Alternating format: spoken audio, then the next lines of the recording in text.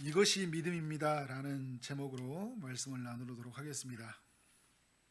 우리 이제 불신자들과 대화를 나누다 보면 하나님 살아있는 거 봤어? 막 이런 이야기 되게 많이 들어요. 예수님에 대해서 말할 때 하나님의 아들인지 어떻게 알아? 2000년 전에 이 땅에 오셨는데 내가 보지도 않았는데 그를 어떻게 믿을 수 있어? 그가 우리를 위해서 십자가에서 죽었다고 하는데 그게 나하고 무슨 상관이 있어? 그게 내가 하나님의 자녀가 될 수 있는 길이야 라고 하면서 사람들이 예수님이 그 십자가의 죽음과 나의 구원 별로 이렇게 연관을 짓게 생각하지도 않고요, 믿지도 않고 살아가는 모습들을 보게 됩니다. 우리가 이제 누군가에게 이런 질문을 받았을 때 대답하기 전에 우리는 예수님을 정말 누구로 알고 있느냐라는 그런 내 안에서의 가지고는 답변이 있어야 될 것 같아요. 사람들에게 말해주는 말이 아니라 나는 정말 예수님을 누구로 알고 있느냐. 그런 면에서 요한복음은요, 우리가 믿는 예수님이 누구인지를 아주 명확하게 우리에게 알려주고 있는 그런 성경이라고 할 수 있어요. 그래서 요한복음은 예수님은 하나님의 아들이시다, 그리고 우리의 구원자가 되신다는 것을 우리에게 알려주고 있어요. 예수님이 직접 자신이 누구인지를 말씀해 줘요. 어떻게 말씀하냐면 나는 하늘에서 내려온 자이다. 하나님의 아들이라는 거예요. 그리고 나는 하늘로 올라갈 자이다. 곧 죽음을 이기고 하나님의 보좌 우편에 다시 올라가시리라는 것을 알려주고 있어요. 모세가 광야에서 뱀을 든 것 같이 나도 들려야 할 것이다. 십자가에 들려야 될 것이다. 결국 나로 말미암아 모든 사람에게 생명이 전달해질 것이다. 구원 얻을 것이다 라는 그 예수님의 메시지가 담겨 있는 것이죠. 나를 믿는 자는, 예수님이 뭐라고 하냐면 나를 믿는 자는 영생을 가졌다고요. 영원히 살 것이다. 나는 목마르지 않는 물을 주는 자이다. 나는 하나님의 선물이다. 이제 이런 말씀을 계속해요. 나는 빛이다. 나는 생명의 떡이다. 나는 선한 목자다. 이렇게 예수님이 우리에게 누구인지, 또 하나님에게는 누구인지에 대해서 자기 자신을 소개를 하고 있어요. 그래서 요한복음을 보면 예수님이 누구입니다 할 때 그런 단어들이 있으면 이렇게 표시를 해놓은 게 좋아요.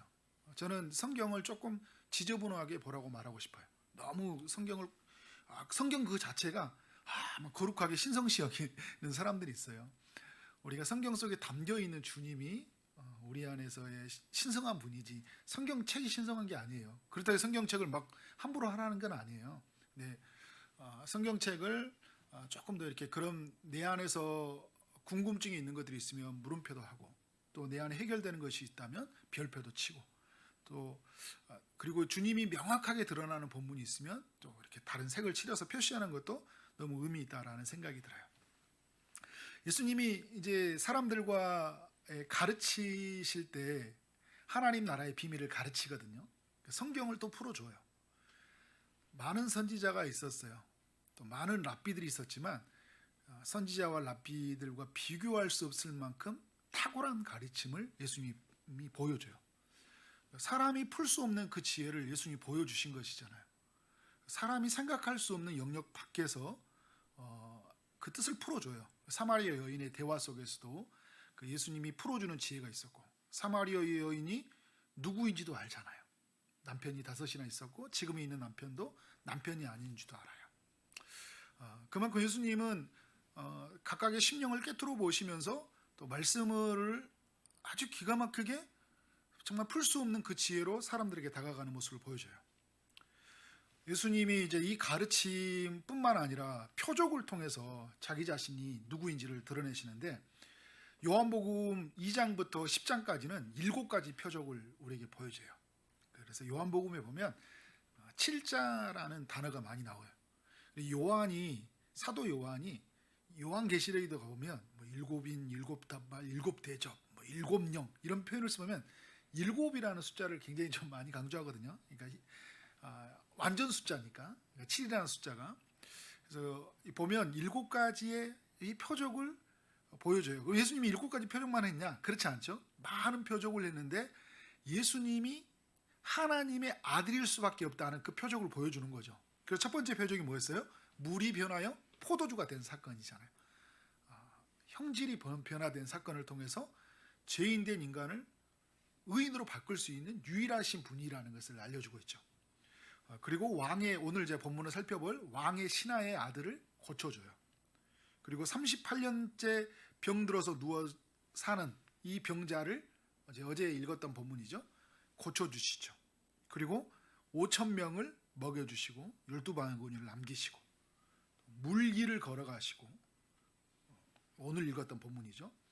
그리고 소경을 고쳐주세요. 이제 9장에 가보면 나사로, 죽은 나사로를 고쳐주세요. 이 아주 절정에 이르는 마지막 장면이죠.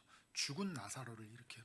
다음 주에는 이 죽은 나사로 사건 이후에 어떻게 이 이스라엘 안에 변화가 일어나는지를 좀 살펴보려고 하는데요. 이런 표적을 통해서 예수님이 누구냐라는 거예요. 예수님은 하나님의 아들이었고 말씀으로 세상을 창조하신 이였다. 이런 것을 우리에게 이제 알려주고 있죠. 그래서 증인들을 통해서 예수님이 누구인지를 알려주는데, 요한복음의 저자 이 사도 요한이 이 예수님을 향해 어떻게 증언을 하냐면, 요한복음을 쓰면서 그는 태초부터 계셨던 분이시다. 태초부터 말씀으로 함께 하셨던 분, 말씀으로 세상을 창조하셨던 분이었다는 거예요. 그는 이 말씀으로 창조하신 이분이 육신을 입고 육체의 몸을 입고 이 땅에 오신 분이시다. 그는 생명의 빛이다. 요한이, 사도 요한이 예수님에 대해서 그는 하나님이셨고 육체를 입고 오신 하나님의 아들이셨다는 것을 계속해서 요한복음 1장부터 21장까지 증언을 해요. 또 여러분, 요한이 있죠. 다른 요한, 사도 요한이 있고 성경의 저자 사도 요한이 있고 세례 요한이 있어요. 세례 요한은 예수님을 향해서 그는 하나님의 아들이다 이야기하고, 세상 죄를 지고 가는 하나님의 어린 양이다. 하나님께서 만물을 그의 손 안에 다 주셨다. 그를 믿는 자는 영생을 가질 것이다. 사도 요한이, 이제 세례 요한이죠. 세례 요한이 예수님에 대해서 증언을 해요. 그가 자기 자신이 사람들 다 주목해왔고, 이 세례 요한을 향해서 네가 선지자냐, 네가 메시아냐, 네가 엘리야냐 이야기할 때 나는 아니다. 내 뒤에 오시는 이가 그리스도다. 바로 예수님을 가리키면서 저분이 하나님의 아들이라는 것을 증언을 해줘요. 그리고 요한복음의 1장에 가보면 안드레라는 사람이 있죠. 예수님의 제자예요. 그 안드레가 그의 형제 베드로에게 찾아가서 뭐라고 하냐면 이렇게 이야기해요. 우리가 메시아를 만났다는 거예요. 예수님을 메시아로 만난 거예요. 자, 그리고 나다나엘이라는 사람이 이제 빌립의 전도를 받고, 나다나엘이라는 사람이 예수님을 보고 나서 뭐라고 하냐면 당신은 하나님의 아들이시오 그래요. 당신은 이스라엘의 임금, 이스라엘의 왕입니다. 온전한 인식이 생겨난 거잖아요. 이런 증언을 보여주고 있어요.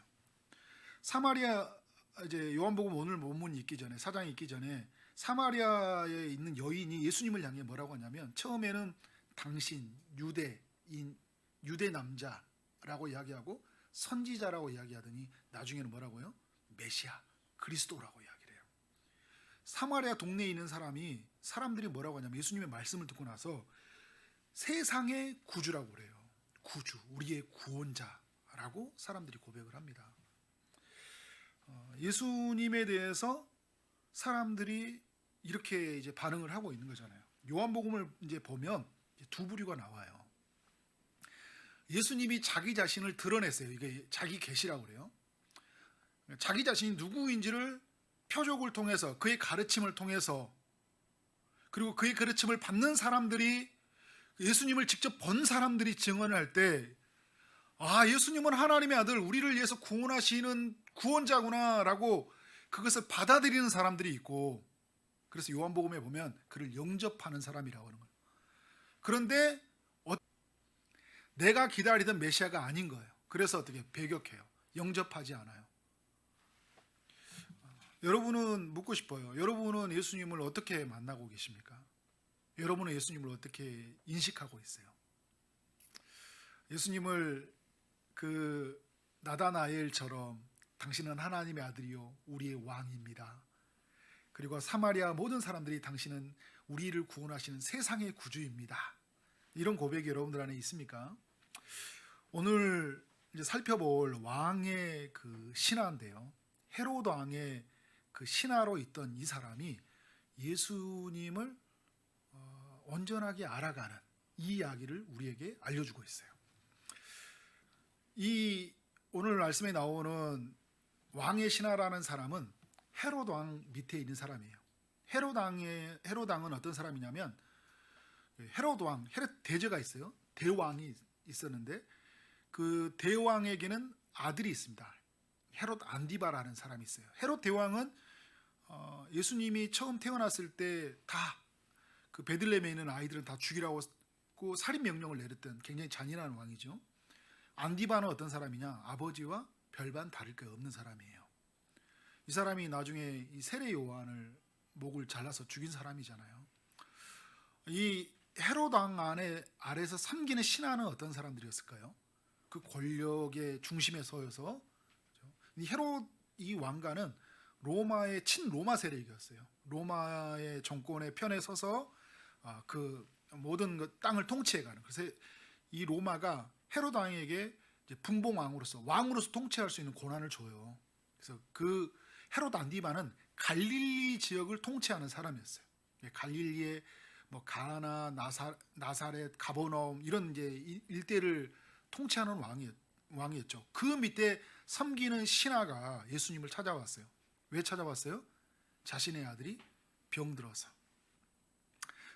찾아왔는데 이 사람에게는 어떻게 보면 막강한 권력이 있는 사람이잖아요. 지금 이 시대로 말한다면요, 명의, 의사를 찾는 거 어렵지 않았을까요? 수소문해서 어떤 의사가 좋은 의사야 데려올 수 있는 힘이 있는 사람이잖아요. 그리고 좋은 약을 구하는 것도 어렵지 않은 사람이에요. 돈이 있을 것이니까. 돈과 명예와 권력이 다 가진 사람 아니에요. 그런데 이 아들은 아무도 고칠 수 없었던 것 같아요. 아들을 굉장히 사랑했던 사람인 것 같아요. 굉장히 사랑했던 사람인데 것이죠. 근데 그때 마침 예수님이 갈릴리 가나에 오셨다는 이야기를 들은 것 같아요. 근데 여러분 이걸 알아야 돼요. 예수님이 갈릴리에 마침 오셔서 그가 찾아왔을까요? 아니면 예수님이 이 왕의 신하를 만나러 왔을까요? 요한복음의 4장을 보면요, 처음에 예수님이 이 갈릴리로 오시려고 할 때 어디로 지나왔어요? 사마리아로 지나왔죠. 사마리아는 사람들이 지나가지 않는 길이에요. 근데 왜 지나가셨어요? 누구를 만나려고? 사마리아 여인을, 그리고 사마리아 사람들을 만나기 위해서. 사마리아 여인을 불러서 누구를 만나게 되죠? 사마리아에 있는 모든 사람들을 만나기 위해서. 갈릴리 가나에 왜 오셨을까요? 왕의 신하를 만나기 위해서. 그리고 여러분 이 사마리아 여인의 구도와 똑같아요. 왕의 신하가 예수님을 만나면서 누가 예수님을 다 믿게 되죠? 그의 가족들이 예수님을 믿게 되잖아요. 사도행전 16장에서도 빌보 간수가 예수님을 만나고 나서 그의 왕의 신하를 통해, 이 왕의 신하는 가버나움에 살던 사람이었는데 가버나움에 있는 그들의 가족을 구원하시기 위해서 이 가나 땅에 오셨다는 것을 우리가 알 수 있어요. 이 사람은 이런 생각을 가졌던 것 같아요. 물을 포도주로 바꿨던 사건을 들었던 것이죠. 갈릴리 가나에서 이 첫 번째 표적, 물이 포도주로 바뀌었던 사건이 있었으니까 물을 포도주로 바꾸는 예수님이라면 우리 아들을 살리지 않을까. 어떤 의사도 어떤 약으로도 고칠 수 없었는데 예수님이라면 우리 아들을 살리지 않을까라는 그런 기대감을 가지고 예수님 앞에 왔어요. 그래서 예수님에게 뭐라고 하냐면, 청하되 내려오셔서 내 아들의 병을 고쳐주소서, 내려오셔서 내 아들의 병을 고쳐주소서 하니 그가 거의 죽게 되었습니다. 그러니까 지금 거의 죽어갈 판이에요. 생사의 그 아주 굉장한 그 중요한 순간에, 죽음과 삶의 그 교차하는 순간에 있었던 것 같아요. 숨이 헐떡거리는 그런 순간이겠죠. 그래서 빨리 내려오셔서 우리 아들을 고쳐주소서라고 외치고 있는 것이죠. 예수님이 이 사람에게 뭐라고 이야기를 해요? 예수께서 48절에 보면 예수께서 이르시되 너희는 표적과 기사를 보지 못하면 도무지 믿지 아니하리라. 이 사람은요, 예수님이 표적과 기사를 행한다는 것을 믿었던 것 같아요. 그러니까 예수님은 물이 포도주로 바꾸는 분이기 때문에 우리 아들을 고쳐줄 수 있을까라는 그런 믿음은 있었던 것 같아요. 그런데 예수님은 이 사람에게 어떤 것을 말하고 있냐면, 표적과 기사를 그것에만 관심이 있는 거잖아요. 그러니까 여러분 이런 거예요. 예수님이 하나님의 아들이든 세상을 구원자든 나를 위해 오시든 뭐 하나님의 빛이든 생명의 떡인 상관이 없어요. 내가 죽어도 지옥 가도 상관이 없어요. 누구만 고쳐주면 돼요? 아들만 고쳐주면 돼요. 그런 사람들 많이 있죠, 이 시대. 대학만 들어가면 되는 거예요. 그죠? 병만 고쳐주면 돼요. 부자만 시켜주면 돼요. 그게 예수님이든 그게 부처든 그죠? 그게 점쟁이든 누구든 상관없어요. 내 것만, 뭐만 관심 있어요? 표적과 기사만 보여줄 수 있는 사람이라면 다 가는 거잖아요. 예수님이 희미해지잖아요, 우리의 삶에. 그러면 누구에게 찾아갈까요? 내 삶에 설명하게 보여주는 그러들을 찾아간다니까요. 이것만 해주라는 거예요. 이것만, 어려움만 넘어서게 해주라는 거예요. 그러면 당신을 따르겠습니다 라는 것을 보여주고 있는 거예요. 그러니까 초점이 예수님에게 향하여 있지 않고 자신의 아들을 구원하기 위해 오신 그 왕의 신하를 구원하기 오고 그 신하를 구원하기 오시는 그 예수님에게 관심이 없고, 어떻게 하면 병에서 나을까? 어떻게 하면 이 문제에서 뛰어넘을까? 이 공고하고 힘들고 어려운 삶에서 벗어날 수 있을까? 이것에만 관심을 갖고 있는 거예요. 예수님은 이게 너무나 마음이 아팠어요. 만약에 예수님을 이 사람이 믿었다면요, 이렇게 질문하지 않았어요. 내려오셔서 내 아들의 병을 고쳤어, 이렇게 말하지도 않았을 것이고요. 주여, 이 아이가 죽기 전에 오시옵소서, 이렇게 질문하지 않았을 거예요. 뭐가 잘못된 거예요? 자, 여러분, 예수님이 자신의 아들이 있는 곳으로 가야 된다고 생각하고 있어요, 이 사람은. 그리고 죽기 전에 가야 된다고 생각을 하고 있잖아요. 예수님을 어떤 아주 병을 잘 고치는, 그리고 뭔가 표적과 기사를 보여주는 굉장히 신통한 존재인지 알았지만 하나님의 아들이라는 것을 못 믿고 있었기 때문에 어떻게 돼요? 예수님이 직접 그곳에 가야 되는 거예요. 예수님이 오늘 요한복음의 1장에서 태초에 말씀이 계시니라, 이 말씀은 하나님과 계셨다고 이야기했어요. 예수님은요, 말씀으로 세상을 창조하신 분이에요. 말씀을 하시면 어떻게 될까요? 오늘 이곳에 있지 않아도 가버나움에 있는 그 아들을 어떻게 하는 거예요? 고치시는 거예요. 그래서 누가복음의 7장에서 로마의 백부장이 이야기하잖아요. 예수님에게 들어오지 말고 말씀만 하시라고. 그러면 내 하인이 낫겠다고 하잖아요. 예수님이 직접 내 하인을 보지 않아도 말씀만 하시면, 왜? 백부장은 예수님을 뭘로 인식하고 있는 거예요? 하나님의 아들로 인식하고 있는 거예요. 이 사람은 뭐가 있어요? 표적과 기사를 행해주는 어떤 사람으로 인식하고 있는 거예요. 그러니까 예수님에 대한 믿음이 없는 거잖아요. 그리고 죽기 전에 와야 된다고 이야기하고 있어요. 그러면 여러분 이렇게 질문해 볼 수 있어요. 죽은 뒤에는 예수님 가면 안 돼요? 죽으면 예수님은 아무것도 할 수 없는 분이신가요? 마지막 7번째 표적이 뭐예요? 죽은 나사로를 주님이 살리셨잖아요. 그리고 예수님은 자기 자신이 죽었는데 죽음에서 살아나시는, 부활하신 분이시잖아요. 죽은 자를 일으키시는 이 예수님에 대한 이 인식이 없어요. 예수님이 누군지에 대해서 전혀 모르는 거잖아요. 그 시대의 사람들을 고발하면서 오늘 이 시대에 있는 사람들, 또 우리 교회 안에서도, 믿음의 사람들 안에서도 예수님에 대한 분명한 인식이 없는 사람들이 많이 있을 수도 있습니다. 예수님이요, 이 사람을 향해서 어떤 이야기를 하냐면 50절에 보면 예수께서 이르시되 가라, 내 아들이 살아있다, 이렇게 이야기를 해요. 가라, 내 아들이 살아있다. 예수님은 가지 않겠다고 이야기하는 거예요. 가라고 하는 거예요. 너 가. 빨리 가. 네 아들이 살아있어. 빨리 가. 근데 이 사람이 이 말을 듣는데 예수님의 말을 듣고 정신이 번쩍 들었던 것 같아요. 아, 이 사람은 내가 생각하는 그 사람이 아니구나. 하나님의 아들이라는 신적 인식이 그 안에서 생겼던 것 같아요. 그러니까 어떻게 해요? 그 예수님의 말을 듣고 내려가 버려요. 그 안에서 놀라운 변화가 일어났다는 것이잖아요. 예수님의 말을 들으면서 예수님이 누구인지에 대한 믿음이 생겼다는 거예요. 예수님을 데리고 가는 것이 아니라 그냥 데리고 갑니다. 포기하고 간 것이 아니에요.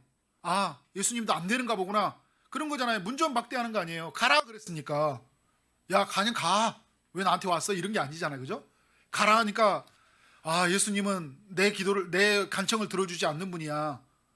예수님도 별발 일 없구나. 안 될 것 같으니까 미리 포기해버리는 분이시구나. 가능성이 없으면 저분도 도전하지 않는 분이야. 이렇게 생각했어요? 가는 거잖아요. 어떤 믿음으로 갔어요? 아들이 살아있다는 그 믿음으로 가는 거예요. 자신의 생각으로 가득 찬 예수, 표적과 기사로 가득 차 있는 이 생각이 뭘로 가득 차 있어요? 이제 예수님으로 가득 차기 시작한 거잖아요. 그런데 여러분, 예수님은요, 자기가 지금 믿는 것보다요 더 위대한 분이라는 게 뭐냐면 51절과 52절에서 나와요. 내려가는 길에서 그 종들이 만나게 돼요. 종들을 만나게 되죠. 근데 종들이 와서 예수님에게 뭐라고 하냐면 아이가 살아있다고 이야기하는 거예요. 이걸 좀 리얼 모드로 이야기해 볼까요? 이제 왕의 신하가 막 내려가고 있어요. 근데 이런 생각이 들 거 아니에요.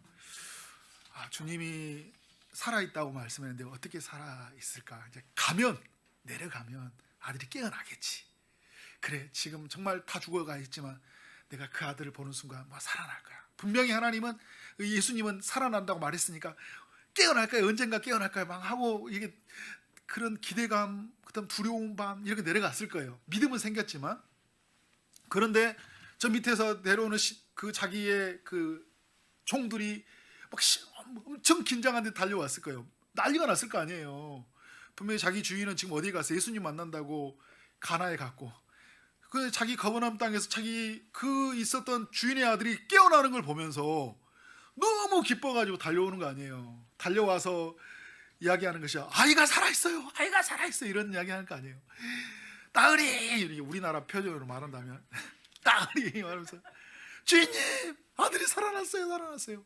왜냐하면 여러분, 그 아들이 죽는 거는 그 밑에 있는 하인들은 얼마나 막 근심이 되게 생겼을 거예요. 막 그 주인이 그렇게 엄청난 그 근심에 쌓여 있으니까 살아있어요 하는데 왕이 싫어.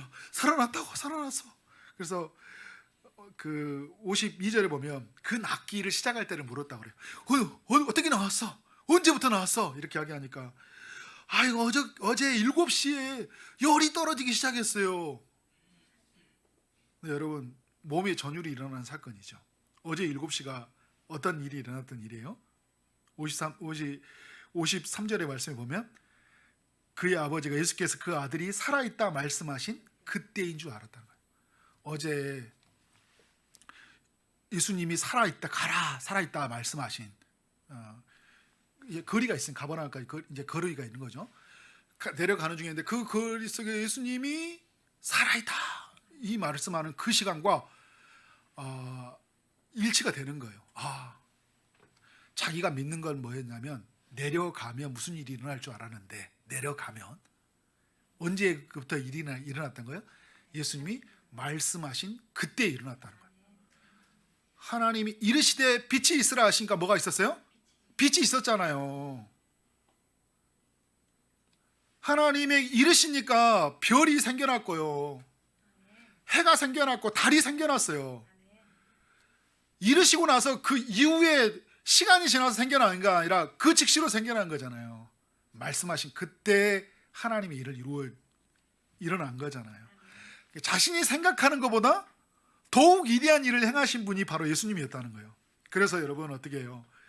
53절에 보면 그 살아있다 하신 말씀이 그때인 줄 알고 자기와 그 온 집안이 어떻게 했어요? 다 믿으니라. 이 사람이 믿었다는 건 뭐예요? 내려가라고 할 때 그도 믿었었잖아요.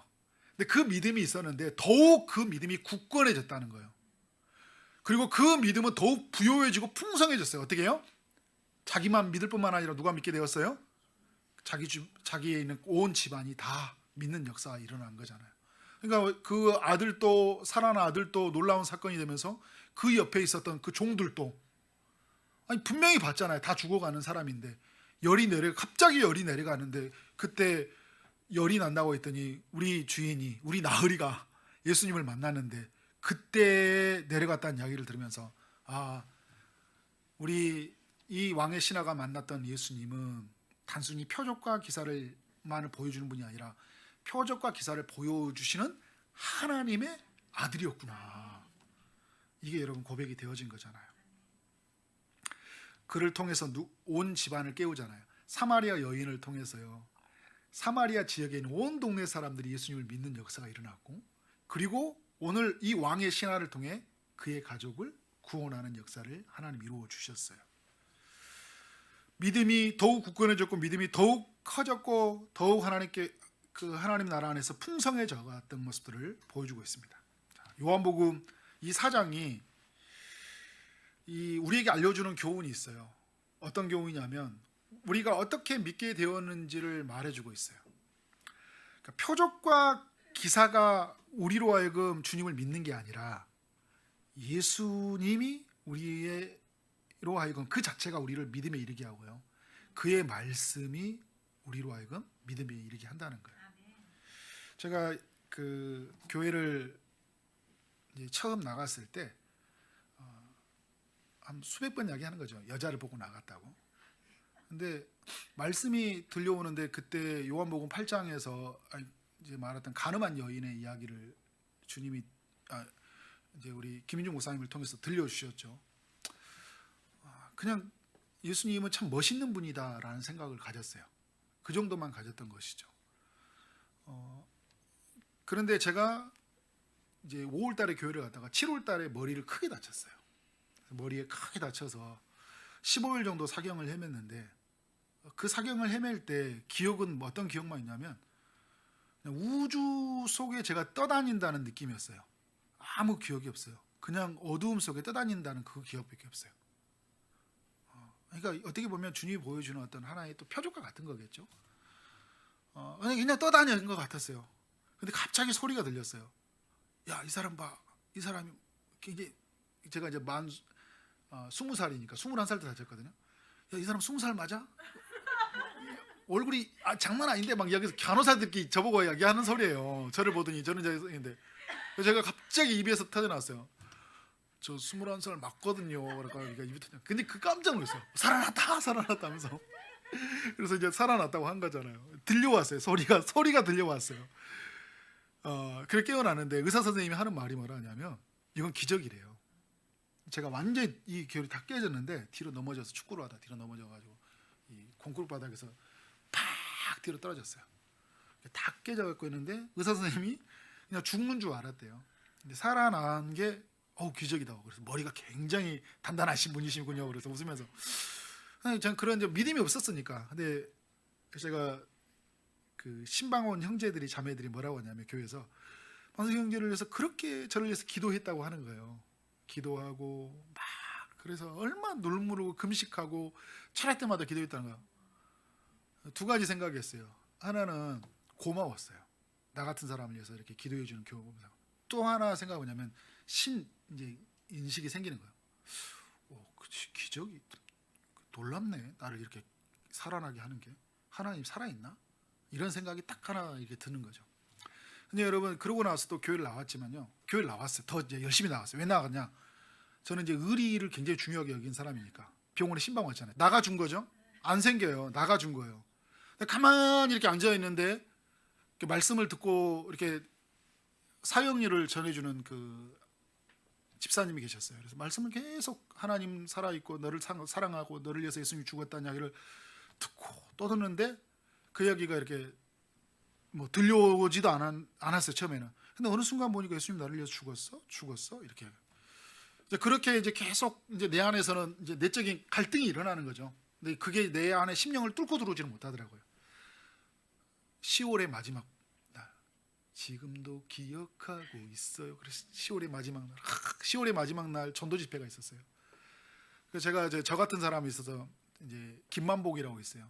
저는 최만석인데 만보가 교회 가자. 그러니까 왜 그랬더니 교회 가면 여자 많아. 그래서 만보기를 데리고 교회를 가가지고 딱 앞에 7명을 데리고 왔어요.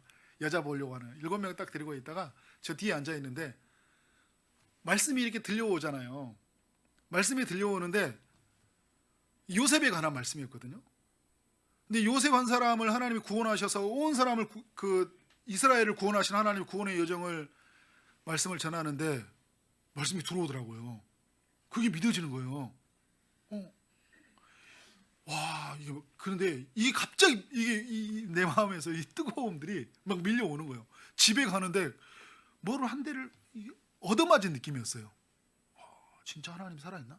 근데 그때 이제 교회 때 가기만 하면 이 기쁨 주님 주신 거 이렇게만 하잖아요. 해 뜨는 데부터 해지는 데까지 이렇게 율동도 하고 많이 부르면 저는 안 불러 따라 안 불렀거든요. 신기해. 와, 저렇게 부르나 이랬더니 집에 가면서 제가 뭘 하고 있는 줄 알아요? 뜨는 데부터 해지는 데까지 이러고 있어요. 너무 신나가지고 말씀을 제가 표적과 기사로 통해서 제가 믿음이 생겨난 게 아니라 그거는 하나의 어떤 전환이었던 것 같아요. 뭘 보게 되었냐면 제가 그런 통해서 하나님의 말씀이 저의 심령을 깨뜨리고 들어온 거예요. 제 머리가 바닥에 깨져버렸잖아요. 제가 가지고 있는 모든 신념과 생각의 사상이 그 복음의 말씀이 저를 완전히 깨뜨리고 제 내면에 침투해 들어온 거예요. 저 엄청 무식한 사람이었거든요. 공부도 않고 늘 이랬던 사람인데 늘 교회 다니면 막 놀러 다니고 막 교회 다니는 거 21살 때 아니었으니까 그 전에 놀러 다니고 술 먹고 다니고 이런 사람이었는데 학교 다닐 때 뭐 공부도 잘 않고 집중력 떨어져요. 그래서 제 아내가 보면 굉장히 산만하고 집중력이 없대요. 그래서 그런 사람이에요. 그런데 주님이 말씀이 들어오기 시작해요. 그래서 제 삶 안에 엄청난 놀라운 변화가 일어나는데요. 여러분, 이 왕의 신하에 그의 삶에 하나님 말씀이 들어왔다는 거예요. 표적과 기사를 보여주면 믿겠다 하는 사람들이 있어요. 제가 처음에 말했던 것처럼 병을 고쳐주면 이제 정말 주님 잘 믿을게요. 나에게 가난을 벗어나 주게 해주면 전 주님 잘 믿을게요. 우리 아이 좋은 대학 보내주고 좋은 자녀 만나 결혼해주고 만나서 그 좋은 배우자와 결혼하고 취직하고 성공하면 믿겠다고 하는 사람들이 많이 있어요. 그래서 어떻게 돼요? 이거 공부하고 이거 할 동안에는 예수님 안 만나는 거죠. 나 그분을 예배하는 것은 뒤로 미루는 거예요. 왜? 표적과 기사를 먼저 보여줘야 되니까. 내 삶 안에 뭐가 일어나야 돼요? 먼저 그런 기적이 일어나야 된 거예요. 예수님은 나중이잖아요. 그죠? 그러니까 그렇게 오는 사람들은 어떻게 돼요? 이런 표적이 오면 또 어떻게 될까요? 예수님 믿을까요? 또 다른 표적을 구해요. 그래서 유대인들은 어떻게 해요? 계속적으로 표적을 구하잖아요. 표적을 구하고 또 표적을 구해요. 그래서 예수님이 십자가로 죽는 것밖에 보여줄 게 뭐가 있냐? 요나의 표적밖에 보여줄 게 없다 라고 이야기를 하는 거잖아요. 이 표적을 구하는 얘기. 정말 중요한 게 뭐냐면 표적을 행하시는 예수님이 누구이냐라는 거예요. 여러분 잘 들어야 돼요. 표적이 없다는 게 아니에요. 예수 믿으면 표적이 있어요. 기사가 일어납니다. 예수님이 직접 보여줬잖아요. 표적과 기사가 일어난다는 거. 전제가 중요하다는 거예요. 뭐가 전제가 돼야 되는 거예요? 예수님이 누구냐는 거예요.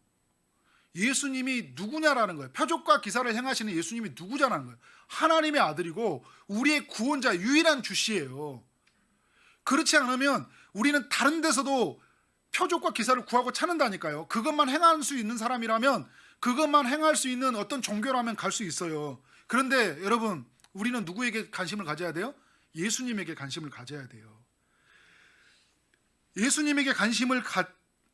예수님이 오늘 우리의 삶 안에 유일한 주시라는 거고, 그분의 말씀이 오늘 우리를 진리에 이르게 하고, 그분의 말씀이 오늘 우리의 삶의 모든 삶에 가지고 있는 죄의 고리를 끊고 우리를 하나님의 안으로 인도할 수 있다는 그런 믿음을 가지고 우리는 모두 서야 돼요. 오늘 성경에 보면 그래서 안드레, 베드로, 빌립, 나다렛 예수님의 제자들이 그의 말씀의 초대를 받았고요. 니고데모도 그의 말씀의 초대를 받았고 사마리아 여인도 그의 말씀의 초대를 받았어요. 그래서 여러분 요한복음 4장 41절과 42절에서 뭐라고 하냐면 사마리아 여인이 예수의 말씀으로 말미암아 믿는 자가 더욱 많아졌다고 이야기를 하잖아요. 41절에서 사마리아 여인도 그렇고 사마리아 사람들이 예수님이 뭔가 표적을 보여줬기 때문에 믿은 게 아니라 그의 말씀으로 말미암아 믿어졌다는 거예요.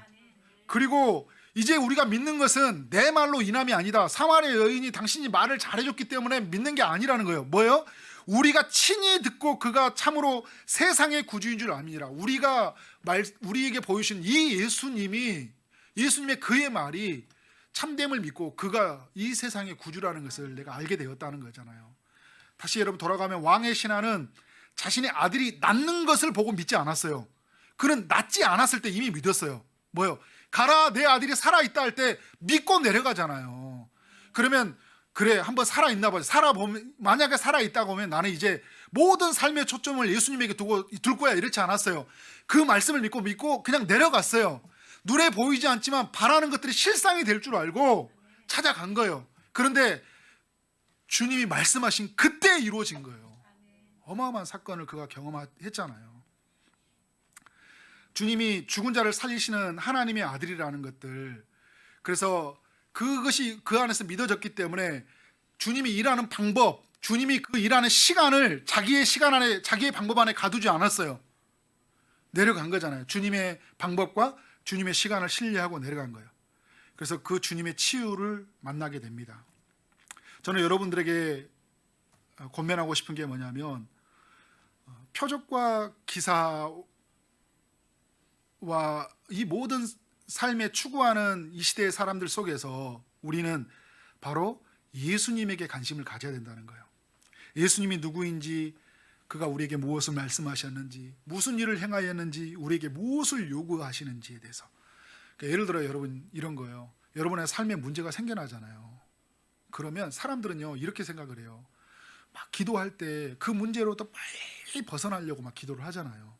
그래서 기도를 제가 하지 말라는 게 아니에요. 기도는 매우 중요합니다. 하나님에 엎드려야 돼요. 그런데 문제를 빨리 벗어나려고 계속 문제 속에 있지 말고요, 이 문제를 어떻게 하나님이 바라보시는지에 대해서 계속 누구에게 초점을 가야 돼요? 하나님, 그 예수님이 무슨 일을 행하셨는지 자꾸 보셔야 돼요. 그래서 특별히 요한복음은 그런 면에서 굉장히 중요한 말씀이에요. 모든 성경이 그렇지만. 그래서 요한복음을 펼쳐보고 예수님이 이런 분이시구나, 이런 일을 행하셨던 분이시구나. 그래서 말씀을 읽고 또 듣고 강론하는 사람들의 설교를 들으면서 어떻게 될까요? 예수님을 깊이 알아가요. 그러면요, 말씀을 들은 그때에 우리 안에서 믿음이 생겨나고요, 그리고 말씀하신 그때의 역사가 일어나요. 근데 우리는 사람들이 뭐냐면 계속 그 문제 속에서 거기서 그 어떤 답을 찾아가려고 하잖아요. 그래서 그 문제에 답을 주는 사람이 어떤 사람이 있거나 어떤 그 상황이 있으면 그 상황을 쫓아가 버리잖아요. 예를 들어서 여러분 병을 낫겠다 했는데 그 병원이 있으면 그 병원을 쫓아가잖아요. 어떤 의사를 쫓아가요. 거기서 끝이에요. 누구에게 찾아가야 돼요? 예수님에게 찾아가야 되잖아요. 의사를 찾아가려는 말이 아니에요. 저도 누구보다 좋은 의사, 좋은 병원을 찾아가라고 말하는 사람이에요. 그런데 더 중요한 건 뭐예요? 하나님의 아들 예수님에게 집중하라는 거예요. 예수님이 무슨 말을 하실까? 그리고 예수님은 성령을 통하여 오늘 또 교회에게, 내 인생에게 말을 하고 있잖아요. 보좌 우편에서 성령을 통하여 끊임없이 말을 하고 있거든요. 그러니까 우리가 마음을 활짝 열고 성령을 구하면서 주님 제게 말씀하옵소서, 주의 말씀하옵소서, 그리고 성경을 펴서 주님이 누구인지 알아가면서, 그러면 믿음은 들음에서 나고 들음은 그리스도의 말씀으로 말미암는 것처럼 그리스도께서 우리 가운데 주심으로 그 믿음이 우리 안에 부요해질 때 우리의 삶 안에 어떻게 할까요? 기적이 일어나고 우리의 삶에 놀라운 일이 일어난다. 그런 역사를 경험하는 여러분 되어지기를 주님의 이름으로 축원합니다. 아멘.